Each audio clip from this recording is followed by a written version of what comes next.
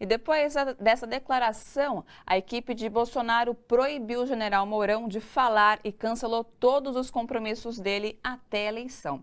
Sobre esse assunto, a gente vai conversar com Ayrton dos Santos, que é economista do Diese. Boa noite, Ayrton. Seja bem-vindo aqui no seu jornal. Boa noite. Prazer é meu. Surpreendente essas declarações, né, Ayrton? São surpreendentes e são descabidas, né? Ainda mais quando ele fala para o público que ele falou, né? Que são do sindicato dos lojistas, né? Portanto, do comércio. Eu acho que o público não concordou com ele, como não concordou com ele o próprio candidato, que ele é vice, né? Mandou ele ficar quieto. Então, ele cometeu um erro do ponto de vista político, que não cabe a me julgar, um problema dele, mas do ponto de vista econômico, é totalmente um engano redundante, né? Porque o 13º deve injetar na economia esse ano 170 bilhões de reais. Ajuda a economia, né? Lógico que ajuda. Imagina falar isso para um dono de loja, fala isso para o dono da Casa Bahia, do Magazine Luiza, eles vão ficar loucos com onde já se viu. É um absurdo completo. E aí, Ayrton, sobre essas garantias mesmo que ele mencionou, né, que são jabuticabas, são de fato jabuticabas essas garantias na CLT? Quer dizer, só acontecem mesmo no Brasil, como mesmo o general disse? Claro que não.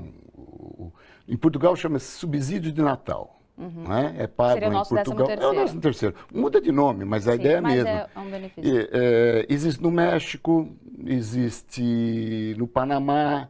Existe cada país de uma forma. De uma forma. Existe na Alemanha, existe na Áustria, lá depende das convenções coletivas e do nível de salário, ele tem uma graduação ali, mas existe em países, nós não inventamos isso. Não é algo excepcional. É que no Brasil isso é da década, foi proposto e foi feito lá pelo Jean Goulart, mas, para surpresa do general, foi regulamentado em 65, depois do golpe de 64, que foram os militares que regulamentaram o 13º salário. Ele está contra a corporação dele. A gente está falando do 13º, mas ele também mencionou adicional de férias. Adicional de férias, um terço de férias, né? É outra coisa que acontece mundo afora, quer dizer, não é nada excepcional. Aliás, aumenta a renda do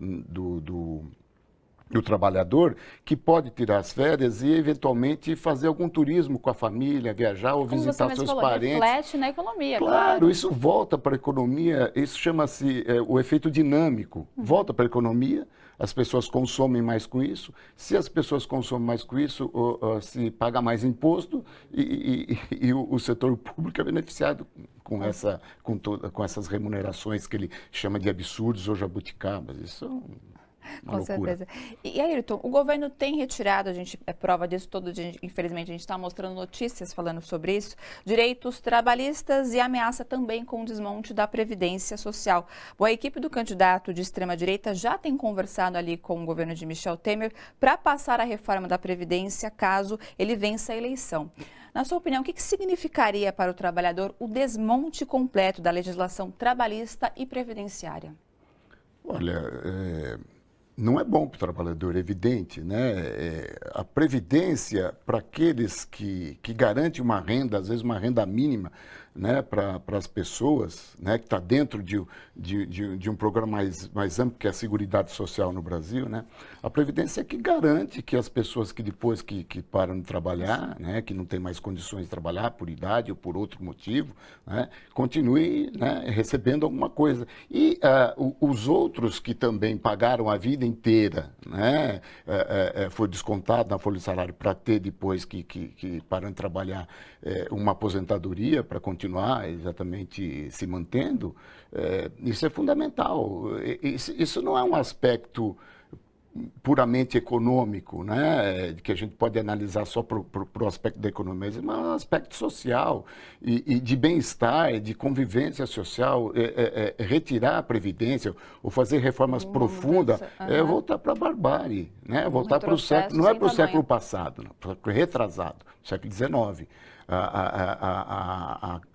Quer dizer, é um retrocesso muito grande em termos de convivência social, de estado de bem-estar e de civilização, vamos dizer assim, né? Você não pode fazer uma coisa dessa. A reforma trabalhista, Também é outro aspecto. A reforma trabalhista que foi Essa feita, que foi modificação em novembro do ano passado. exatamente do ano passado, novembro de 2017, ela foi uma reforma que ela começou a ser negociada com o movimento sindical em termos de uma reforma em um ponto ou outro, né? Quando ela foi para o Congresso e voltou, ela veio com uma reforma de quase metade da CLT, tirando direitos, alterando várias relações. E qual era a desculpa? De gerar mais empregos. Que não aconteceu Evidentemente até o que isso momento. não acontece, porque o emprego não se gera por decreto. Emprego se gera com crescimento econômico. Lembra quando nós falamos, que tentávamos combater a inflação congelando preços?